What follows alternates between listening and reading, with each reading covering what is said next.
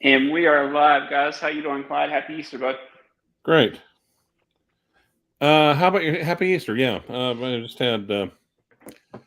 just had Christmas brunch with my ex, the good ex, the AKA Mindy one, or not the other Mindy. Also, my sister and my daughter. So Nice, nice. Yeah, just hanging out at the house here. Obviously, my family's back home, so just kind of hanging out here. What watch you wearing today? What's up, Rob? How you doing, bud? Happy Easter. actually, I'm wearing the Avatar one, the one on my avatar. Okay, nice. Can't tell. Is that Omega? It's an Omega. It's a Chronostop Seamaster. Okay, nice. I'm wearing the Docs, of course. That sent you the link to the video I did today. Yes. So still loving that watch for $1,900. I'm thinking about buying one this coming week myself. Because for the money, obviously, it's a perfect wristwatch because of the orange, yeah. Well, right, yeah. Now, Random Rob, how happy are you? Are you exceedingly happy? Hall Easter or Hell Easter? I think he meant to say happy. Oh, okay. Yeah, he meant to say happy. That's why he added the happy down there below. What watch you wearing, Rob? Hopefully you're enjoying the Easter time with your family. No real topic as per usual, just kind of wing it. Nice. But I think I told you Tuesday, guys. If you want to check in, I'll be Tuesday live at 7 o'clock. I'll be with Kelly on her own time. This is her Instagram. She does a lot of lives on Instagram, but she'll be my guest on Tuesday night. Nice. So Kelly has a fairly impressive collection herself. Yes, she does. She's got some killer pieces. Now, what pieces should we be looking at? Should we be chasing after hype pieces, or are there other good pieces that we have overlooked? I'm trying to think on like what is overlooked. Like obviously, I feel like Grubopology, I think, is kind of an overlooked brand. Okay. I'm trying to think of what else. It's just certain stuff you have to buy right. Like Rolex, the market is starting to correct itself right now. I mean, it's not like dropping drastically, but it is starting to correct. Okay. So I have a feeling that prices are going to normalize, and then they'll just be where they are for a while. Oh, let's hope. I don't think they're going to go drastically down, but it's going to go down compared to what it was. Deflate a little bit. It's not like the balloon's going to pop, but it's like just a little bit air being let out. Because there's still a lot of people that are using watches as hard liquidable, I guess is the word, assets. Yes. So that's still a thing. So I feel like they'll be in the market for a while. So market will be good. So other than that, just the usual Rolex. I mean, Rolex, I don't think it's going to soften that much. It's softening, but it's not going to soften that much. No. No, I don't expect change anytime soon. And if anyone says that they're expecting it to, chances are they're going to try to sell you a interest in a bridge. Yeah. What watches you got your eyes on? Anything? No, not really. Just the project watch. Okay. At one point, I was going to make another play for the for the illicit FP Journe watch, but like at this point they took too long, and it's just like I finally told my guy, just screw it, just disengage and send me my effing money. I can't really think of any watches that I just gotta have. We have a FP Journe, the Chronomet Blue. That thing is killer in person. Have you ever seen one of those? No, I have not. But those are sick. Oh yeah. Well, and I'm really glad that you're working at it with a watch seller, because good luck for us in the hobby actually getting it, unless we're just like stupid rich. Yeah. So, hey. Oh, are you there? Yeah, I can hear you. Can you hear me? Okay, good. I thought, oh, Jesus. like I said, I've just got my little second beat up convertible, and I'm just working on getting that thing up to where it needs to be. It'd be a fun little car once it's done. I think so, yeah. Yep, little Celica convertible, powder blue. So it's a nice, yeah, everyone looks at it. Both color, I mean, so it's like almost a pastel. It's a 93, it's the last year with the pop-up headlights. And I have to admit, I am rather liking the pop-up headlights. So, yeah. I remember my old Fiero GT had those. Oh, yeah. If you remember those. Yep. And, of course, I used to have a Toyota MR2, like the first generation. They also had the first. Hello? Of course, yeah. Okay, you started to break up there a little bit. Well, I also had the first generation Toyota MR2, and they also had pop-ups. But, yeah.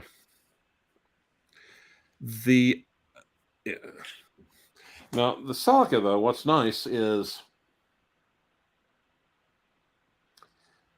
there's been a lot of other cars, but since it's basically just more or less the same thing as the coupe version, and that the Celica was like one of the most popular models for years, that it's not going to be that it's still supported, it's still known, it's still you can still find parts for it.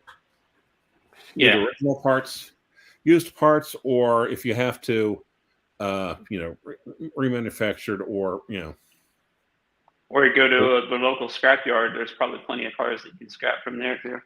Exactly. And that parts are cheap. No. So. Yeah. Now someone put up like, here's a 1990 Toyota Camry. I'm looking at that like, bullshit. That's a goddamn Supra. But yeah, I'm thinking, of course. So I said something. No one responds. I thought they're probably sometimes you said it's too good of a deal, and it's like they're using it to prank somebody. So, yeah. What is that? The 1J motor in yours?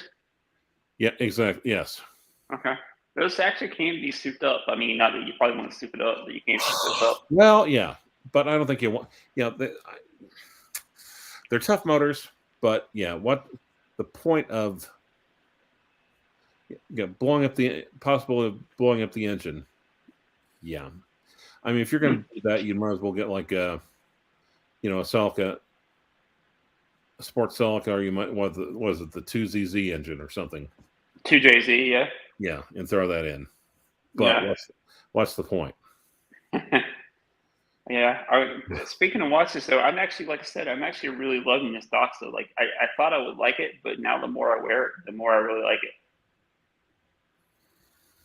Doxa, yeah, and there are some people. There's some people out there, and God bless his soul.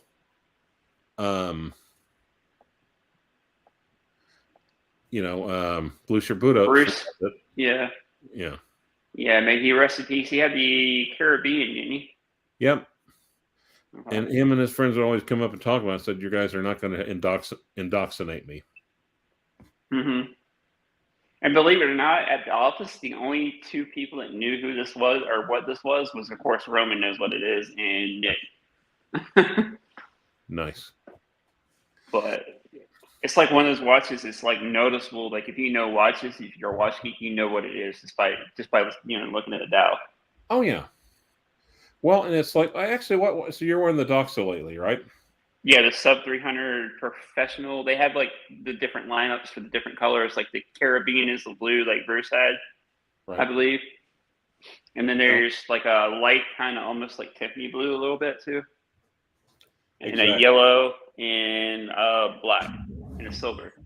But what were you about to say there? I forgot what. That's no biggie. No biggie either way. But yeah, they're like I said, they're pretty comfortable for what they are. Yeah. Well, I'm thinking, what else? What other? So Gribble Forsey, huh? Yeah, I would say that's probably one of the brands to look at. Gribble Forsey.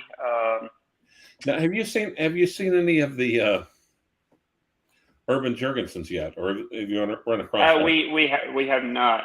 Hey, Foreman Colossus, how you doing, bud? What's up for Perpetual Time? Hey guys. Yeah. But yeah, no, I hadn't really seen any of those yet.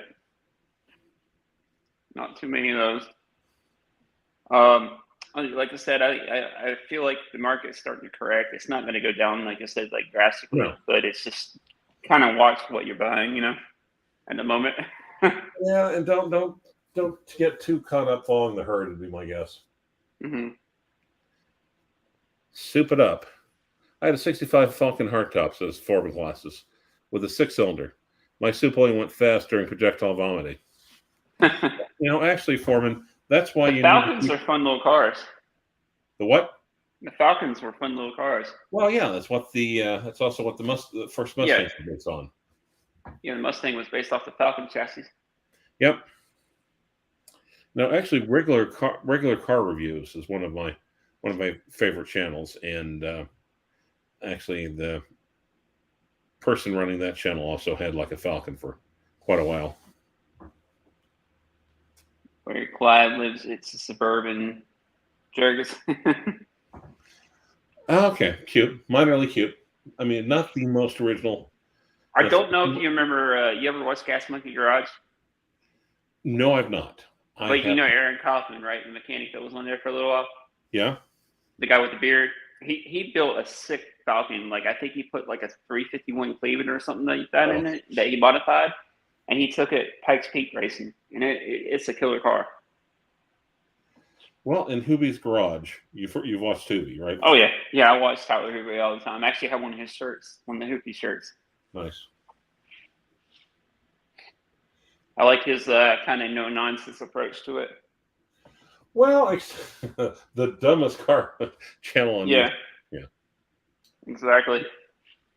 Is there anything else? Any models that you're thinking of that I've overlooked? I can't really. Yeah. Anything I think that has got anything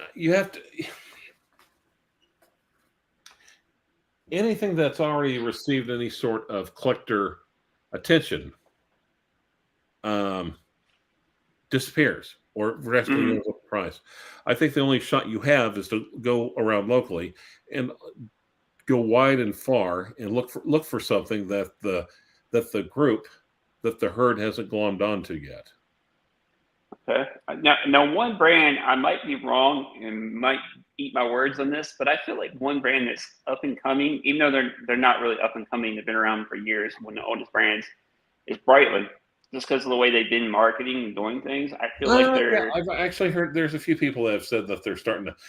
Let me put it this way: I think they're starting to go in the right. I think they're doing a course correction. I think they're in the right. They're going size-wise. They're starting to scale down their size. They're starting to make more attractive models. They're starting to do a lot of the right things. Now, will they be where Rolex is? It'll take a few years for that to happen. Oh, it'd be like Tag Heuer or Panerai, frankly. Right? Yeah, there's a lot of. Oh wait, the moon phase. It's not the prettiest movement. Thoughts? What brand? New original stock 7768. That's Valjoux, correct? Believe so. Sounds about right. What brand would that be? I wonder. Okay, and it doesn't have to be a pretty movement. Is it a functional movement? Is it? Yeah. To me, I don't. Hey, Junior, how you doing, bud? Yeah, the Valjoux is. I like the Valjoux movement. Right. I mean, that's what Ernst Benz used in the Coronas I had reviewed. The Ford 6 of 1965 had 7 main bearings.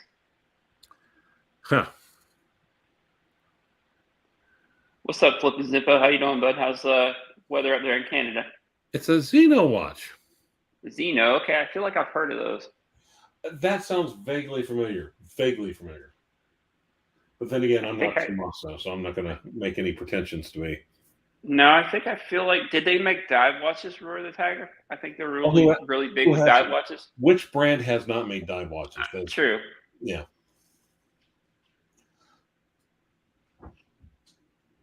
Or no, I'm thinking of Zyxon is the brand I'm thinking of. You know what I'm talking about? The other Z. Yes. Confused Alju with Alju. Oh, barely yeah, left facing. Oh well. You guys can keep that up there. I converse Alju with Aju. Gesundheit, Forman classes. Gesundheit. But yeah, like I said, I feel like Because I Breitling might be one confuse of those Aju brands with that's. Aju. Say what? Well, I was telling Forman classes Gesundheit because I confuse Aju with Achu. But yeah, I feel like Breitling's one of those brands that's up and coming. I feel like. Well, and I still, and like I said, I know it's just the reedition, the 806 1959 reedition, FTW. Mm-hmm. That's a great watch. I love that watch. I think, of course, limited edition of 1959, but it's still not too late to get into one of those. And if you want a chronograph or reedition, if you want something that looks like that had the time and attention to detail where it looks like something that was cost a vast sum of money in the very distant past, but has modern sensibilities, modern wear, and modern usability, then the 806 1959 reedition is probably For sure. Yeah. Better, an improvement, a distinct improvement upon the original. Now, keep in mind it's an Avitimer, so the dial is busier than a daycare at snack time, but still. But the Navitimer is just a classic watch. I mean, I feel like that's one of those watches that everybody should experience at least once, and Yeah, I think so. I think the Navitimer can stand toe to toe and against the Speedmaster or even the Daytona. Definitely. How's it going, Mes9? How you doing, bud? Speaking of Zenith, by the way, what do you think of their new take on Rose Gold Chrono? I didn't speak about Zenith. No, well, you're talking about. I thought you were talking about Zenith or Daytona, and you're talking about Rolex. My bad. Right. But speaking of Zenith, though, what do you think of their new Rose Gold Chrono? You think that they're going after Rolex on that? Oh, possibly, yeah. And yeah. Instead of the Zenith Daytona, now it's the Rolex El Primero. And I feel like they have every right to do it because their movements were in the Rolex watches for years. Yep. Don't you? And I hate to say it, it's not like So I think they have distinct possibility to it, and as a matter of fact, the biggest drawback about wearing one of those is that people will confuse it with a Rolex and murder you. Yeah, this is true. The more I used to not be a big gold guy, but I guess that's just me getting older. The more I see the rose gold, the more I like it on the different brands. Well, hey, Tennessee Mike, how you doing, bud? How you doing, Rocky? Yeah, Tennessee Mike, and also the Roar the Tiger. Yeah, also the Rolex Rose Gold, the the GMT. Which one? The root beer? The root beer. Thank you. Yes. Yes. I actually think that is a great watch. It is. It's a heavy watch. So have you ever tried one on? Hate on Rolex. I still love that watch. And I don't think those things are quite as crazy as considering the Rolex market. I think they're still undervalued. They've kind of gone up a little bit though. We actually have one in stock. But nothing compared to the Pepsi or the Batman or the rest of it, right? Oh, yeah. Exactly. The root beers were pretty strong there for a little while, but like I said, the market is starting to correct itself, so they're starting to. I like the two-tone root beer too. Yes. Yeah, I thought I was talking about. Yeah, I thought I was talking about the two-tone root beer, but yes. Oh no, we were talking about rose gold. Well, the two-tone. Yeah, that's still okay. The rose gold root beer is still okay. You mean the yellow two-tone? Okay. Yeah. Got it. I think they're still great watches to look at. Oh yeah, they're hefty though. The rose golds, they're really hefty. Still worthy pieces to have. Mm-hmm. Have you picked up any Rolex lately or no? In this current market, hell no. Are you kidding? Well, not even from the 80. Not even from the AD. No. Hold on one second. Here you go. Everything I have has really been going into the project watch. Okay. And considering, it's like considering what I'm seeing there, you almost don't want to see the sausage being made. And it's almost the same thing with that, because God, you realize how badly the manufacturers are sticking it to us. Mm. Now, what are your thoughts on the? I really like. I might end up picking one up. The new Tudor, the McQueen one. Oh, the Black Bay Pro or whatever. Yeah, I like it. Yeah, I do. For what is it? $4,300 retail? Yeah, and where they success? Yeah, of course they're not gonna. Rolex dare not make a 1655 reedition, but Tudor sure can. There's actually a local Tudor AD here that I might get on the list for that. I'll have to wait to see. Actually, there's. I looked at my local one not too long ago, actually. Local AD, and boy, they had a Black Bay 58 silver. I like the silver. The only thing is, it tarnishes, doesn't it? Kind of like a bronze. They say it doesn't. I've heard otherwise, seen otherwise. Yeah. Yes, have I. It's a good looking watch, though. I like the silver on it. Well, I think it's definitely worthwhile. I feel like the McQueen ones, obviously that's a jab at Rolex, but I mean, they're Tudor stuff. I feel like they're allowed to get away with that. Exactly. And I actually like the new, what is it, the S&G GMT? Have you seen that one too? It's like the Pepsi, but it's got like a hint of gold to it. A little bit. It looks like I haven't seen any of the brand new models that they just announced, but I saw, like I said, the surprising amount of hits from Tudor's the last couple of years. Yeah. And I feel like that's a brand that's going places too. Like they're where Rolex used to be about 10 years ago, would you say? Maybe 20 years ago, but yeah. Okay. I just hope they don't go the way of Rolex where you're not going to be able to find them in the AD. Well, no, and again, like Rolex was, when it used to be a Rolex did a new model, you can find it. Then if you waited long enough, like within a year, they start appearing. Yeah, just like the Pepsi when it first came out. You remember how popular it was, and then now all of a sudden it's the Tudor, the Diet Pepsi that is, I guess. No, actually, now you can find it everywhere. And that is an attractive looking watch. Oh yeah, it is. I think that's an attractive. If you just want the love of horology, if you're worried about value, not losing money, value retention, not investment potential, but yeah. I think you could that. I think the Black Bay 58 Blue, and then I like that one. And the Pro. And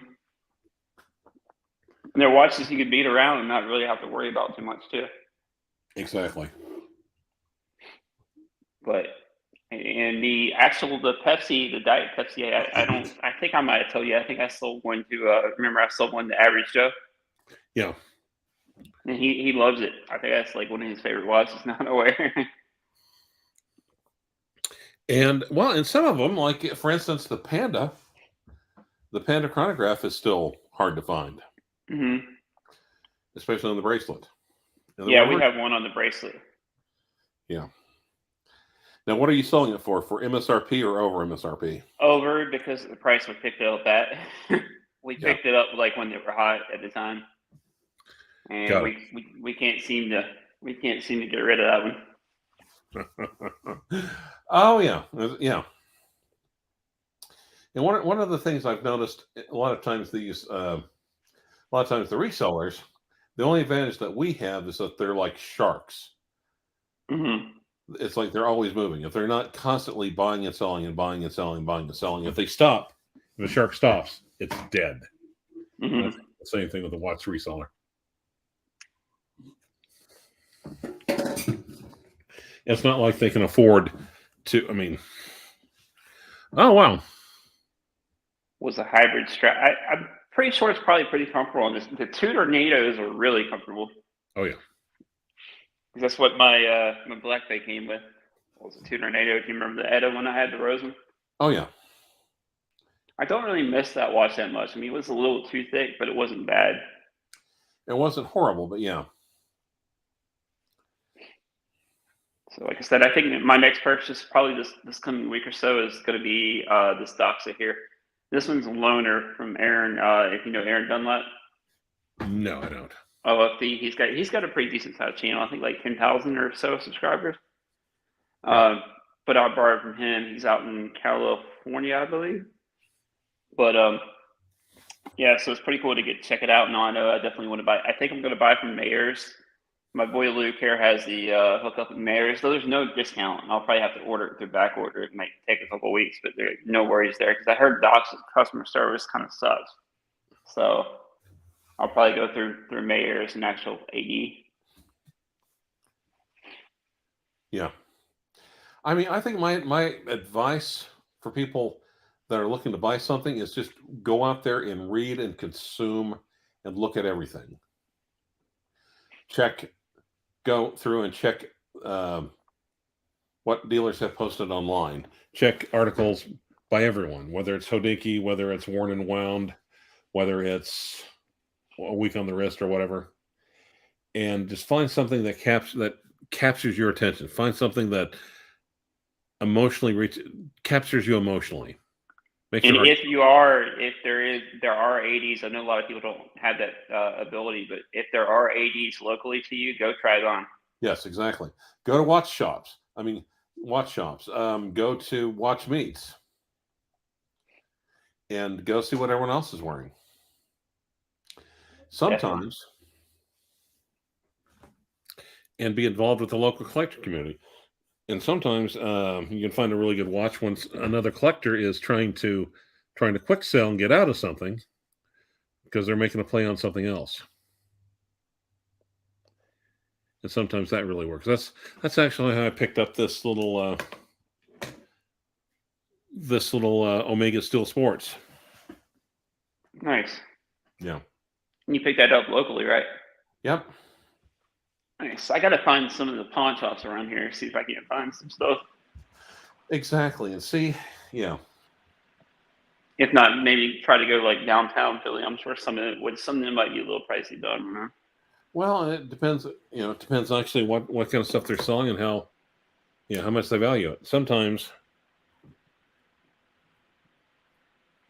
at Forbin Claw, okay, well, it's the Black Sheep flagship also has portholes. See how that takes to water? Well, it's not like water was freaking it. Okay, actually, talking about the one ship that they blew up. Yeah, all ships have portholes. Which was awesome that Ukraine was able to blow up their flagship. Fuck you. Yeah, I heard about that. Snake Island to Russian warship. Go fuck yourself.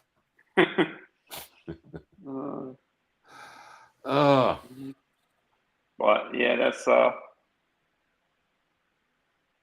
Well, the funny part is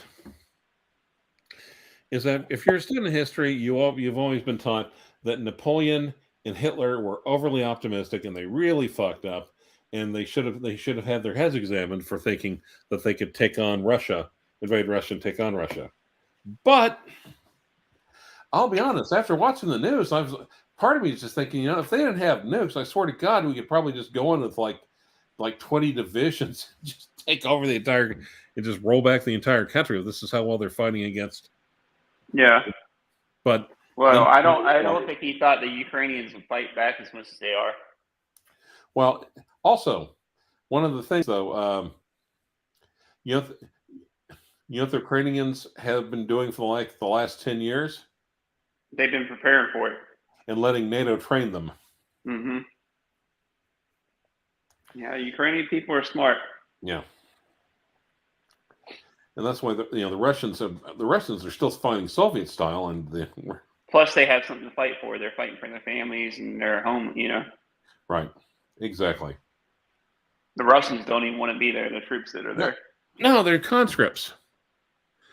Well, it's 30 minutes. Do you think that's enough time? Yeah, I'd say it's about time to call today, guys. Hopefully you guys have a good rest of your Easter. I appreciate everybody for coming on. Thanks for joining, Clyde. Like I said, catch us Tuesday night. You'll see me and Kelly on here. So outstanding. We will talk to you guys soon. All right, later, guys. Be well.